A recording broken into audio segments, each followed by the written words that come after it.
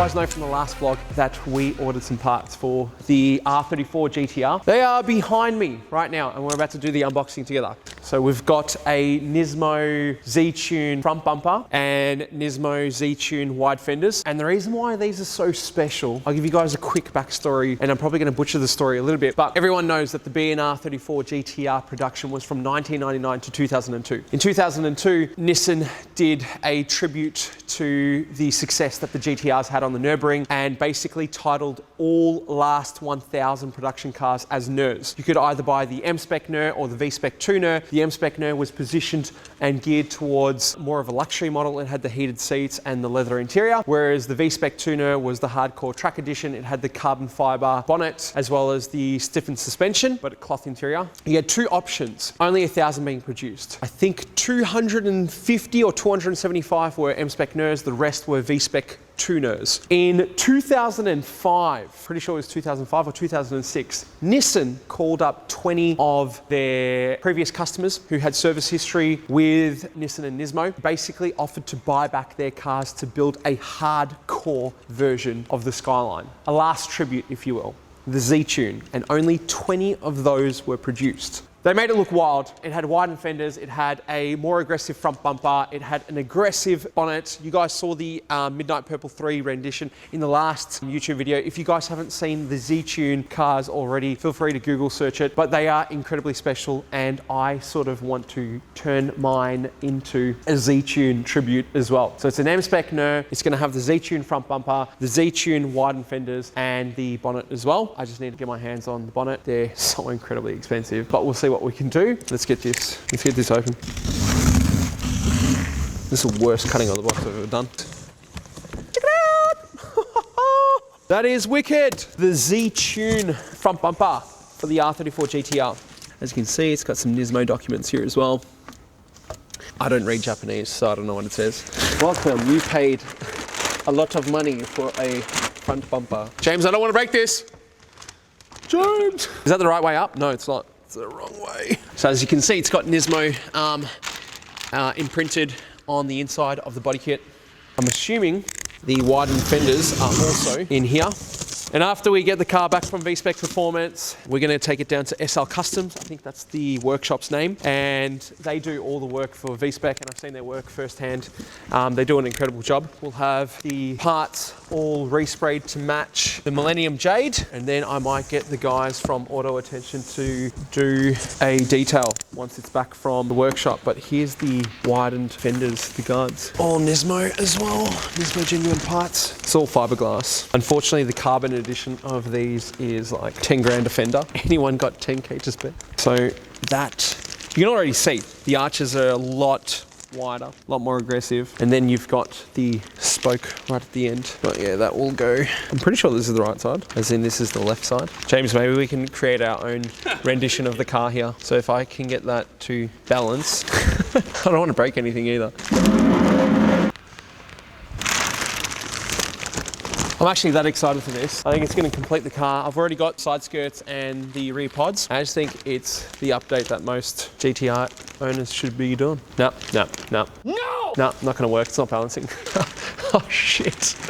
Look, I was going to sit in my own seat here and just pretend that I had my R34, but scratch that. You guys get the point. We've got the widened fenders, we've got the Z-Tune front bumper, we've got the side skirts and the rear pods, or the rear spat. Once we've got the car back from V-Spec, this will be the next update. Getting the kit sorted, installed, and resprayed. I'm excited, dude.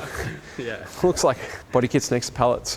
Rubbish. But you got to visualize the end product. That's it. I think we'll just answer a question really quick, and then we'll finish off the vlog. We're just gonna go rapid fire through the Instagram DM and answer the questions that have come in the last 30 minutes. So Brock YB _ says, are there any jobs going on at Do You Even? And _ privacy policy is also asking me if Do You Even's hiring. We're always looking for new people. So if you wanna shoot over your CV and your resume, shoot it through to careers@doyoueven.com and someone from the team will get back to you guys when the time's needed. Whitey says, did you ever have periods when starting out when sales were slow? Did this worry you at all? My circumstance was different. I started on social media. I was building up social media pages since the inception of pages on Facebook. I didn't experience a slow period in the beginning, simply because I had the traffic, and back then Facebook was organic, but every business experiences slow periods, every business experiences peaks and troughs. Your goal is to learn how to navigate through them. There's always a reason behind them, and don't let it worry you at all. Always focus on what's ahead and how to further build the brand. Fully Fledged asks me, where are you on the spirituality spectrum, and do you relate it to your work? If so, how? It's funny because I find business itself therapeutic. I actually find driving cars therapeutic as well. I find cleaning very therapeutic. There are periods in time in my life where I hit what I like to say flow states, where I feel like I'm in the zone, and that gives me a refresh. I've never actually, prior to Thailand last year, or start of this year, I'd never meditated in my life before. So I've meditated a few times. I found it to be good, but for me, I find little things in life that allow me to hit my own flow state and really dial in on the work ahead. D Santos 55 says, is Bitcoin the only cryptocurrency that you have? I got into cryptocurrency maybe 2